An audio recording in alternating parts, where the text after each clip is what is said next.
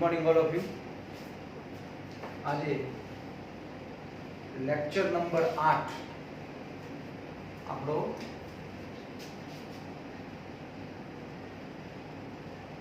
English એમાં lecture number 8. હવે વાત કરીએ તો લેક્ચર નંબર 8 એમાં લેક્ચર નંબર 7 એટલે કે ગઈકાલનો લેક્ચર આપણે નાઉન્સ પૂર્ણ કરી દીધા અને એક ચાર્ટ દ્વારા આપણે સમજવાની પણ સંપૂર્ણ કોશિશ કરી અને સમજી ચૂક્યા છીએ. નાઉન્સ એ એકદમ આપણા મગજમાં પરફેક્ટ થઈ ગયું છે. એના 5 પ્રકારો હતા એ પણ આપણે સમજી ચૂક્યા છીએ. હવે પાર્ટ્સ ઓફ સ્પીચ નો બીજો પ્રકાર જે તમે જાણો જ છો, સમજો. નાઉન્સ પતી ગયું છે. હવે આપણે પાર્ટ્સ ઓફ સ્પીચ અને એનો બીજો પ્રકાર છે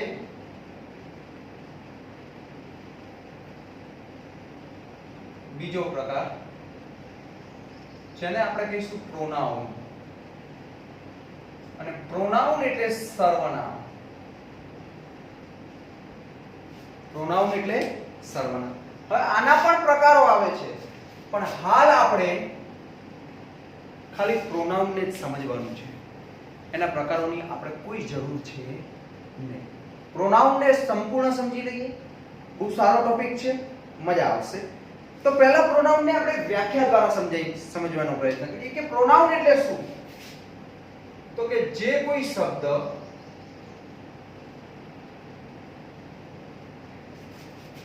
નામની જગ્યાએ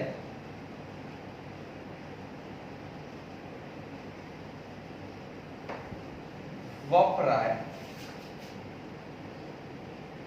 તેને સર્વનામ કહેવાય. સમજ. જે કોઈ શબ્દ નામની જગ્યાએ વપરાય, જે કોઈ શબ્દ આપણે નામની જગ્યાએ વાપરીએ તેને આપણે સર્વનામ કહીએ. હવે નામ આપણને ઓલરેડી ખબર જ છે. ખબર છે ને? એક એક્ઝામ્પલ લઈએ એટલે આપણે થોડું વધારે ઈઝીલી સમજી શકીએ કે કયો શબ્દ કેવી રીતે વપરાય છે. જોઈએ.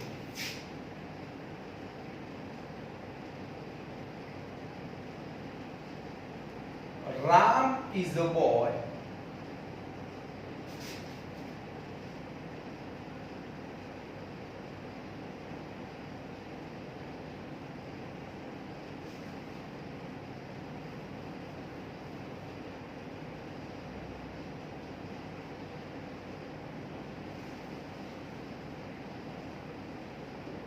Ram is a boy. Ram છોકરો છે. રામ શું છે? તમને ખબર જ છે, નામ છે. તો રામ છોકરો છે. સમજો.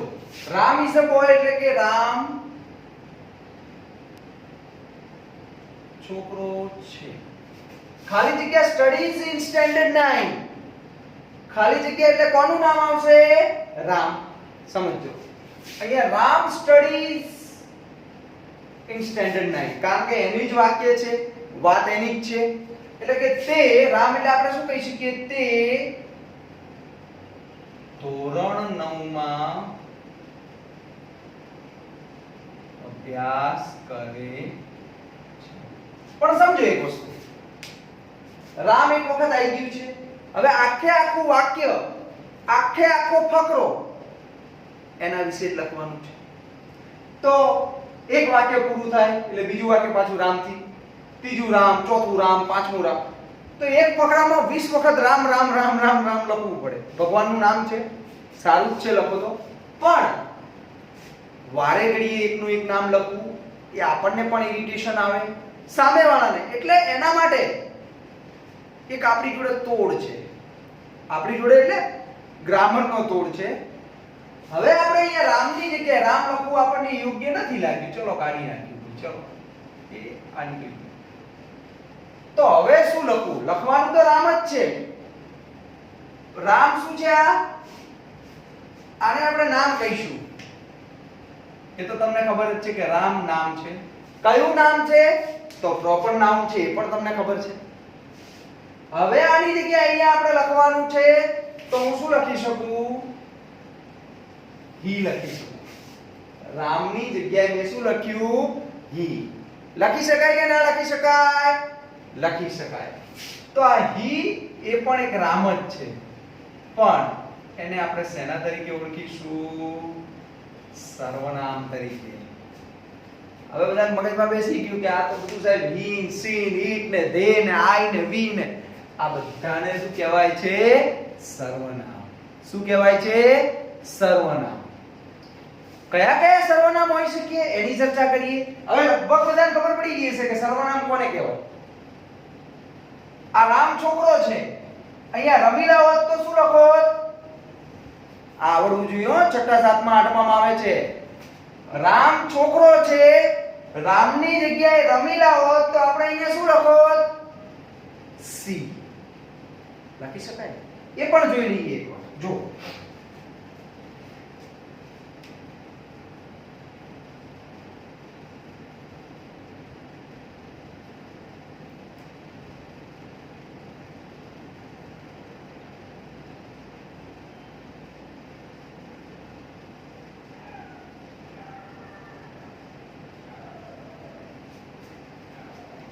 આઈ ને આપણે હું કહીશું. વી અમે, યુ તું અથવા તમે, હી તે પણ નર જાતિ, શી તેણીની નારી જાતિ, ઇટ તે પણ નાન્યતર જાતિ. કઈ જાતિ? અને ધે એટલે તેઓ. ધે શું છે? તો અહીંયા લખું છું હી, શી, ઇટ નું મગજમાં બેસી ગયું. આઈ હોપ દરેક ને બેસી. તો આ બધા શું કહેવાશે? સર્વનામ. I, we, you, he, she, it, they આ દરેકને આપણે સર્વનામ તરીકે ઓળખીશું. મગજમાં બેસી ગયું. હવે આનો ઉપયોગ કેવી રીતે થાય એ પણ થોડું જોઈ લઈએ. જો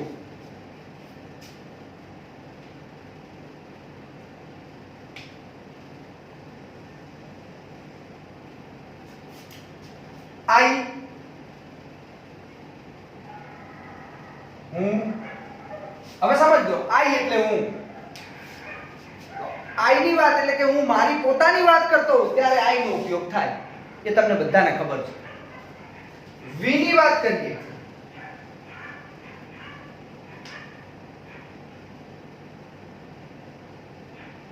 વી એટલે અમે. તો જ્યારે આઈ નું બહુવચન એટલે કે હવે અહીંયા હાલ હું એકલો ઊભો છું એટલે હું કહીશ કે આઈ એમ એ ટીચર. બરાબર છે. અહીંયા એક બીજા સાહેબ, અહીંયા એક બીજા સાહેબ, કેટલા? બે. ચલો એક થી વધુ એટલે બે બહુવચન થઈ ગયા. તો અમે બે ટીચર ઊભા છીએ તો એમ કહીશું કે આઈ એમ ટીચર્સ. બંને અલગ અલગ નહીં બોલીએ. હું બંનેનું સાથે કહી દેવા માંગુ છું. હું અને સાહેબ બાજુમાં ઊભા છે, આ સાંભળી લો. આ રહ્યા સાહેબ. તો હવે હું કહીશ કે વી આર ટીચર્સ. અમે શિક્ષકો છીએ. એટલે કે આઈ નું બહુવચન વી, એક થી વધુ વ્યક્તિઓ હોય એટલે કે બહુવચનમાં આપણે વાત કરવાની હોય, એ પોતે જ વાત કરતા હોય ત્યારે વી નો ઉપયોગ થાય. We are friends. અમે મિત્ર છીએ. We are student. અમે વિદ્યાર્થીઓ છીએ. We are players. We are singer. We are doctors. We are પોસ્ટમેન્સ. ખબર પડી ગઈ દરેક જણને? તો વી શેના માટે યુઝ થાય? હવે યુ.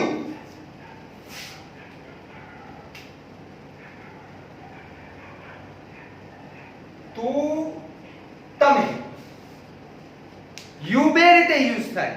સમજો, કોઈ એક વ્યક્તિ હોય સામેનો, આપણી સામેનો અને એને કેવું છે, ધારો કે હું છું શિક્ષક, ટીચર. હવે તમે મને જોઈ રહ્યા છો. પહેલા હું એક વ્યક્તિને કહેવા માંગુ છું, કોઈ બી સપોઝલી અંદર કોઈ બેઠો બેઠો મયુર જોવે છે તો મયુરને હું કહેવા માંગુ છું તો કે યુ આર સ્ટુડન્ટ. આ મેં એકલા મયુરને કીધું છે.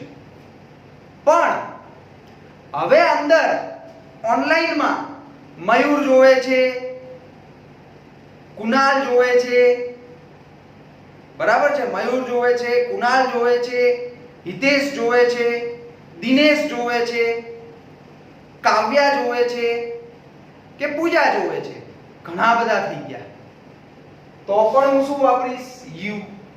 પણ ત્યારે યુ આર સ્ટુડન્ટ્સ, પાછળ ખાલી સ્ટુડન્ટની પાછળ એસ લગાવી દીધો, બહુવચન એટલે કે યુ એકવચન અને બહુવચન બંને માટે વપરાય છે. હું કોઈ એક વ્યક્તિને પણ કહી શકું કે યુ આર સ્ટુડન્ટ. આ એક વ્યક્તિ, એક છોકરાને કીધું, જેમ મેં મયુરને કીધું. પરંતુ હવે એકથી વધી ગયા તો પણ હું યુ આર સ્ટુડન્ટ્સ કહીશ. પણ યુ એકવચન બહુવચન બંનેમાં વપરાય છે. મગજમાં બેસી ગયું. હવે વાત આવી હી. મેઈન વસ્તુ, આ ત્રણ વસ્તુ સમજાવવા માટે જ આપણે આ બાજુમાં ચાર્ટ કર્યો છે. આ ત્રણ વસ્તુ સમજો. હી, હી એટલે તે. આ નર જાતિ જે આપણે લખ્યું છે એટલે કે પુરુષ માટે વપરાય છે. શેના માટે વપરાય છે? પુરુષ માટે. સમજો. પણ એક જ વચન છે. he is a boy. આ પુરુષ કહેવાય. he is a girl. તો સાચું કે ખોટું? ખોટું. કારણ ખાલી પુરુષવાચક માટે વપરાય છે. મગજમાં બેસી ગયું. એક વચન. હવે સી.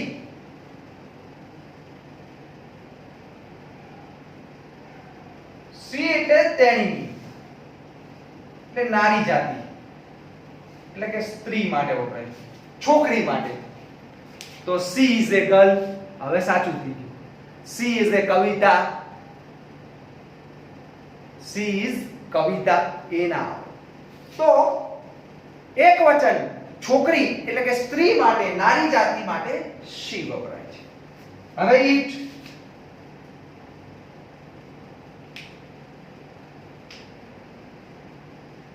ઈટ એટલે તે. આપણે નાન્યતર, નાન્યતરને બીજી વસ્તુમાં લખીએ તો પ્રાણી, પક્ષી અથવા નિર્જીવ. એક વચન માટે ઈટ વપરાય છે. એટલે કે it is a pen, it is a pen, it is a cow, it is a bird. પક્ષી માટે, પ્રાણી માટે એક વચન માટે ઈટ વપરાય છે. આ ત્રણે ત્રણ જે છે, આ ત્રણે ત્રણ he, she, it. he પુરુષ માટે વપરાય, she સ્ત્રી માટે, it પ્રાણી, પક્ષી અને નિર્જીવ માટે વપરાય છે. પણ આ ત્રણે ત્રણ એક વચનમાં. શેમાં વપરાય છે? એક વચન. મગજમાં બેસી ગયું. હવે એના પછી આવ્યું છે ધે. સમજો. ધે. ધે એટલે તેઓ. હવે આ ધે જે છે એ he, she અને it નું બહુવચન. આ ત્રણેયનું બહુવચન. કેવી રીતે? એને પણ સમજીએ કે હવે આ બહુવચનનો ઉપયોગ કેવી રીતે કરવો. સમજો.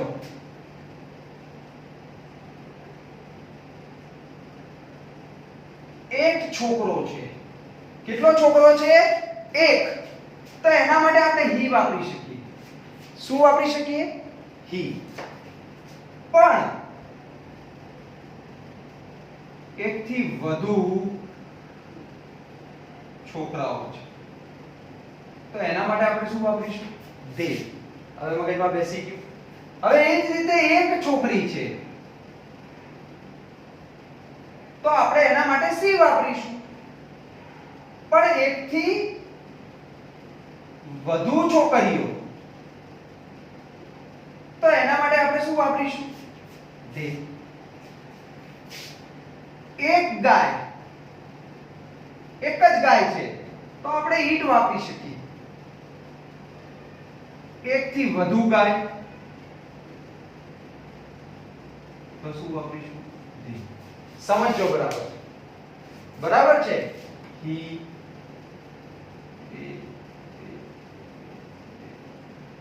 હવે આ વસ્તુ છે તો ટૂંકમાં આપણને ખબર પડી ગઈ કે જો પુરુષ હોય એક જ છે તો હી, એકથી વધુ પુરુષ આપેલા છે તો ધે, સ્ત્રી છે એક જ છે તો સી, એકથી વધુ એટલે 2 3 4 5 લાખ 2 લાખ 10 લાખ તો ધે, ઈટ એક જ છે પ્રાણી પક્ષી કે નિર્જીવ તો ઈટ, એકથી વધુ છે તો ધે. Is it clear? તો આ આપણા સર્વનામો છે, એનો ઉપયોગ કેવી રીતે કરવો એ પણ આપણે શીખી ચૂક્યા છીએ. એનો એક બે હવે એક્ઝામ્પલ લઈએ એટલે ખબર પડે કે આ બે ચાર તમને મગજમાં બેઠું કે ના બેઠું. Let's see the example.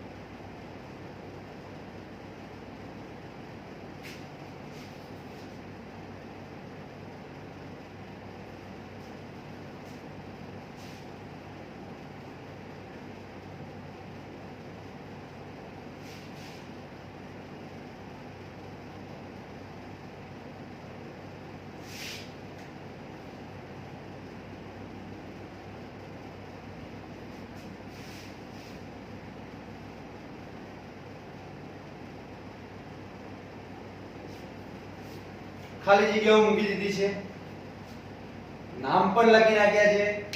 પહેલા આપણે હવે પ્રોનાઉન મૂકવા માટે અહીંયા પ્રોનાઉન મૂકવાનું છે, સર્વનામથી ખાલી જગ્યા પૂરવાની છે એ તમને ખબર છે. સર્વનામથી ખાલી જગ્યા પૂરવાની છે. એના પહેલા તમારે નામ જે હોય એને ગોતવાનું.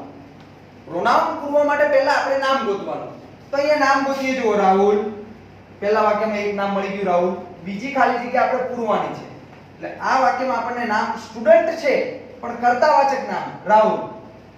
બીજું નામ માનસી, કાઉ, રાજ એન્ડ મીત, અનુ એન્ડ અર્ચના. નામ મળી ગયા તમને. હવે આના મુજબ આપણે આ બે કોષ્ટક શીખી ગયા છીએ એ મુજબ અહીંયા પૂર્ણ કરવાનું છે. રાહુલ તો કે સાહેબ છોકરો એટલે કે નર જાતિ, એક વચન છે એટલે આપણે મૂકીશું હી. am I right? માનસી છોકરી, એક વચન છે સી. કાઉ પ્રાણી પક્ષી નિર્જીવમાં આવ્યું, એક વચન છે ઈટ. રાજ એન્ડ મીત કેટલા માણસ થયા? બે. કોઈ પણ પછી ચાહે પુરુષ હોય, સ્ત્રી હોય કે પ્રાણી પક્ષી હોય, એક થી વધુ હોય તો આન્સર આપણો શું રહેશે? ધે, જે આપણે આ બોક્સમાં શીખ્યા. તો રાજ એન્ડ મીતમાં આવશે ધે. અનુ એન્ડ અર્ચના કેટલા નામ થયા? બે નામ. They. Simple. He is a clever, she is a singer, it has a 4 legs, they are friends, they are nurses. એકદમ સિમ્પલ. આવડી ગયું.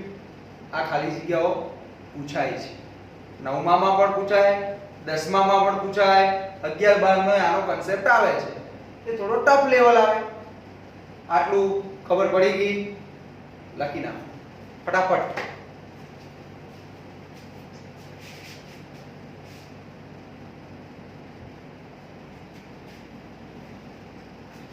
બધાએ લખી નાખ્યું હશે. હવે આપણને એ ખબર પડી ગઈ કે પ્રોનાઉન નો ઉપયોગ કઈ રીતે, કયા કયા પ્રોનાઉન કહેવાય. હવે હવે પ્રોનાઉન આપણે શીખી ગયા છીએ, તો આપણે ફર્સ્ટ પર્સન, સેકન્ડ પર્સન અને થર્ડ પર્સન પણ શીખવું પડે.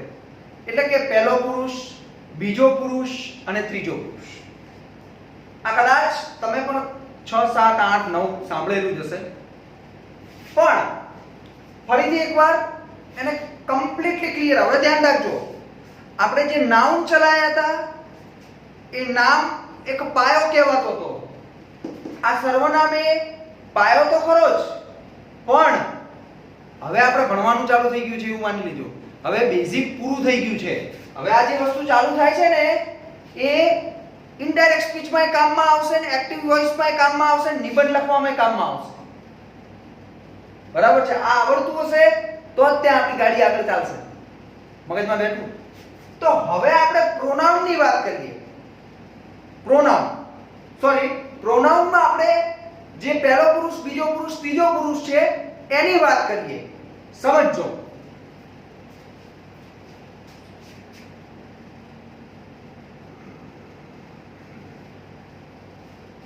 અહીંયા ધ્યાન રાખો.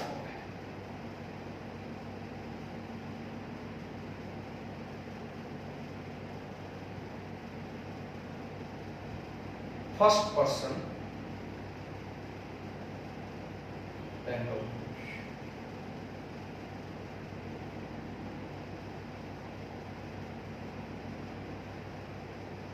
સેકન્ડ પર્સન, બીજો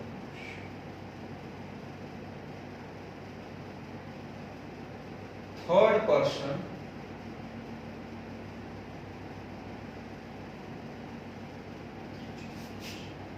સમજો બરાબર. પહેલો પુરુષ, બીજો પુરુષ, ત્રીજો પુરુષ. હવે એમાં પણ એક વચન બહુવચનના ભાગ પડે છે. જોઈએ.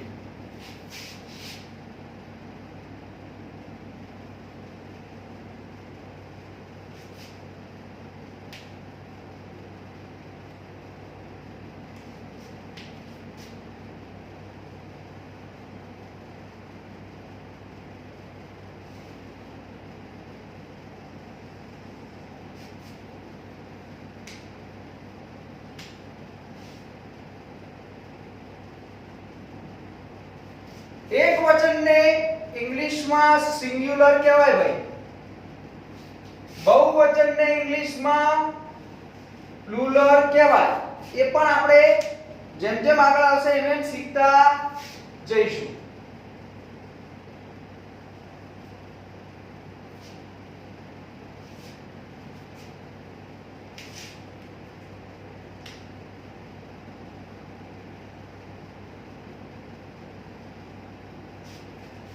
ઓકે. હવે જુઓ,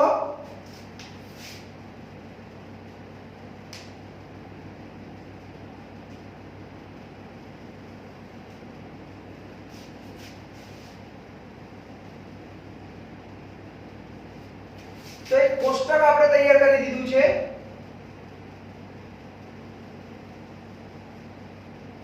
જે આપ જોઈ શકો છો.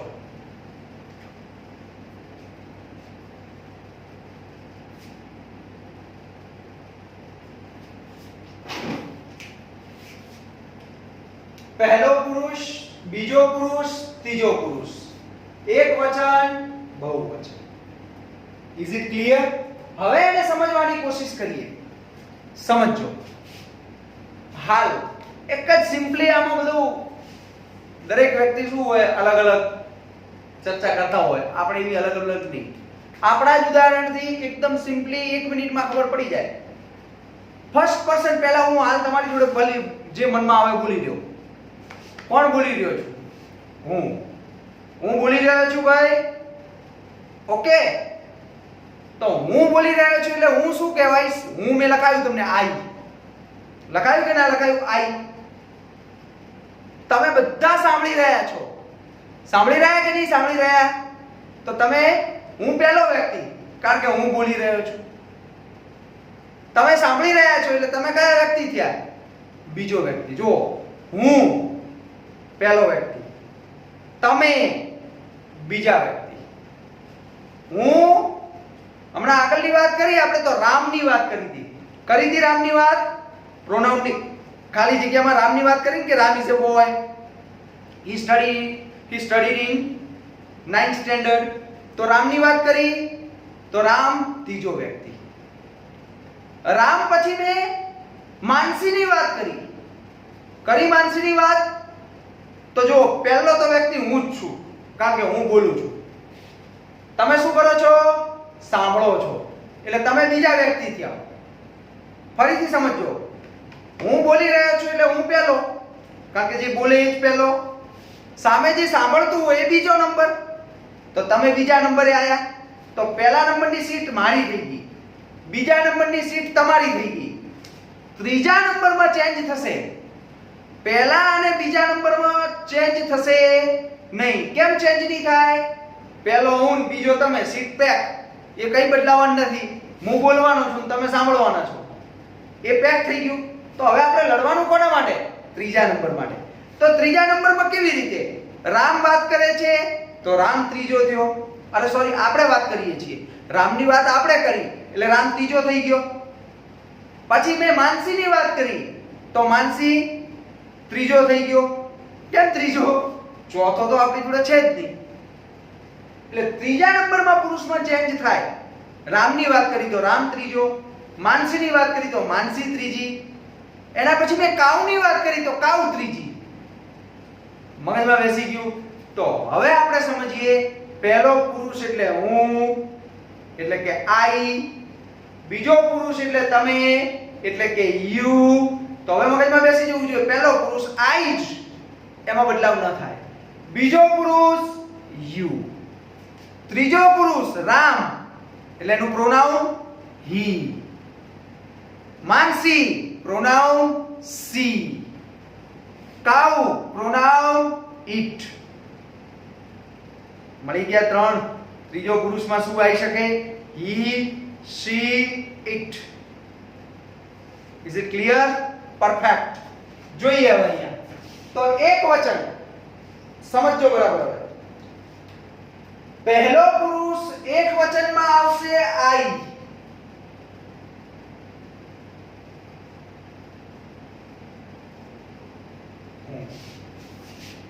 આપણે હમણાં જ વાત કરી.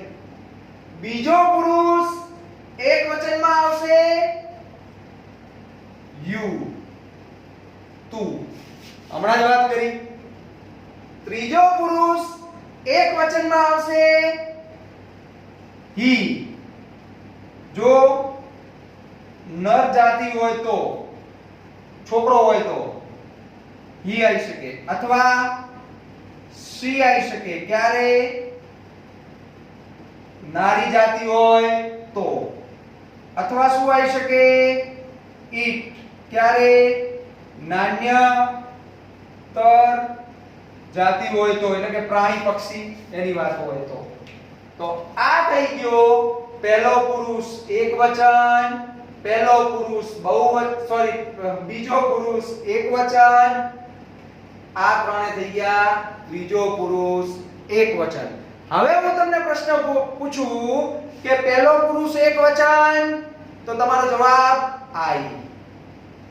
બીજો પુરુષ એકવચન, તમારો જવાબ યુ.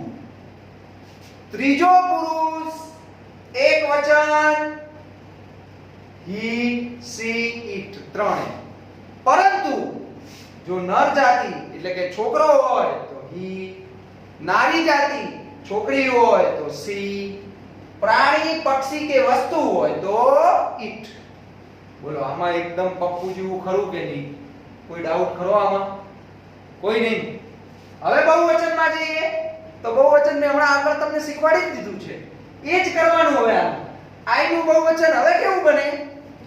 હાલ હું એકલો જ છું એટલે એક વચનમાં આઈ હું પહેલો પુરુષ થઈ ગયો. અમુક વાર એવું બનશે કે તમારી મીટિંગ કરીશું ત્યારે તમે બધા અહીંયા બેઠા છો ક્લાસરૂમમાં. એવું ઇમેજિન કરો મગજમાં. તમે ક્લાસરૂમમાં 30 વિદ્યાર્થીઓ બેઠા છો. મીટિંગ કરી છે તો હું અહીંયા ઊભો છું, પ્રિન્સિપલ સાહેબ ઊભા છે, ગણિતના સાહેબ ઊભા છે, વિજ્ઞાનના સાહેબ ઊભા છીએ, બધા ઊભા. તો અહીંયા 5-6 સાહેબો ઊભા, તમારા જેટલા વિષયો છે બધા સાહેબો ઊભા છે. અહીંયા તમે બધા 30 વિદ્યાર્થીઓ બેઠા છો. તો શરૂઆત અમે બધા કરીશું એટલે વી આર ટીચર્સ. અમે બધા ટીચર્સ તમને કંઈક કહીશું, બરાબર છે? તો અમે 5-7 જણાએ સાથે તમને બોલવાનું કર્યું. સાંભળ્યું કેટલું જણાય? તમે 30 જણાએ. તો તમે પણ બહુવચન થયા, અમે પણ બહુવચન થયા. મેં વાત કોની કરી? તો કે ઓલા 4 છોકરાઓ બહુ મસ્તી કરતા હતા, ઓલી 4 છોકરીઓ હોમવર્ક નથી લાવતી, કે પછી તમે આ 4 બેન્ચીસો કેમ તોડી? સમજો, 4 છોકરાઓ મસ્તી કરતા હતા, 4 છોકરીઓ હોમવર્ક નથી લાવતી. એટલે જુઓ, 4 છોકરાઓ નર જાતિ, 4 છોકરીઓ નારી જાતિ, અને 4 બેન્ચીસ તમે તોડી એટલે નાન્યતર જાતિ. 3 બહુવચનમાં મેં વાતો કરી નાખી. કોને વાતો કરી? અમે બધા શિક્ષકો, 5 શિક્ષકો. બહુવચન એટલે પહેલો પુરુષ, અમે બહુવચન એટલે કે વી. આનું બહુવચન શું થયું? વી આર, વી. તમે 30 જણા સાંભળો છો એટલે બીજો પુરુષ બહુવચન યુ, ફિક્સ જ. પહેલું બીજું ફિક્સ જ હોય. મેં તમને કીધું સીટ પેક થઈ જાય. ત્રીજામાં અહીંયા ફિક્સ 4 છોકરા હોય, 4 છોકરી હોય કે 4 બેન્ચીસ હોય, એટલે કે નર જાતિ હોય, નારી જાતિ હોય કે નાન્યતર જાતિ હોય. પણ જો એ એકથી વધુ હોય એટલે કે બહુવચન હોય તો એનો ત્રીજો પુરુષ બહુવચન ધે થાય. શું થાય? ધે. એટલે કે 4 છોકરાઓ માટે પણ આપણે ધે વાપરીશું, છોકરીઓ માટે પણ ધે વાપરીશું, અને બેન્ચીસ માટે પણ ધે વાપરીશું. તો હવે બહુવચન પણ આપણે ખબર પડી ગઈ. પહેલો, બીજો, ત્રીજો પુરુષ. પહેલો પુરુષ વી, બીજો પુરુષ યુ.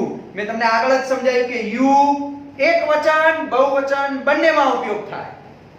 અને ત્રીજો પુરુષ ધે. એકદમ ક્લિયર? પપ્પુ લખી નાખીએ. આઈ નું થયું વી, વી એટલે અમે. યુ નું યુઝ થાય પણ ગુજરાતી થોડું ચેન્જ થઈ ગયું, તમે. હી શી નું ધે થાય એટલે થઈ ગયું તેઓ. બોલો, કોઈ ડાઉટ હોય તો કહો. આમાં પહેલો પુરુષ એકવચન આઈ, બીજો પુરુષ યુ, ત્રીજો પુરુષ હી શી ઈટ. છોકરો હોય તો ઈ, છોકરી હોય તો સી, છોકરી વસ્તુ હોય, નિર્જીવ હોય, પ્રાણી પક્ષી હોય તો ઈટ. એનું બહુવચન પહેલો પુરુષ બહુવચન વી, બીજો પુરુષ બહુવચન યુ, ત્રીજો પુરુષ બહુવચન ધે. મગજમાં ફિટ રાખવાનું. હું વાત કરું છું, હું બોલું છું એટલે પહેલો પુરુષ હું જ હોઉં. તમે સાંભળો છો એટલે બીજો પુરુષ તમે જ થયા. જેની વાત કરીએ છીએ, વાત કરવામાં બદલાઈ શકે. એક છોકરાની વાત કરતા હોય તો હી, એક છોકરીની વાત કરતા હોય તો શી, કોઈ વસ્તુની વાત કરો છો તો ઈટ, પ્રાણીની વાત કરો છો તો ઈટ. એ એક વચનમાં 3 બદલાઈ શકે, બાકી બધું સેમ. તો પહેલો પુરુષ એટલે કે ફર્સ્ટ પર્સન, બીજો પુરુષ સેકન્ડ પર્સન, ત્રીજો પુરુષ થર્ડ પર્સન. એક વચન એટલે સિંગ્યુલર, બહુવચન પ્લુરલ. Is it clear? મગજમાં બેસી ગયું? લખી નાખો, ફટાફટ લખો હો ભાઈ.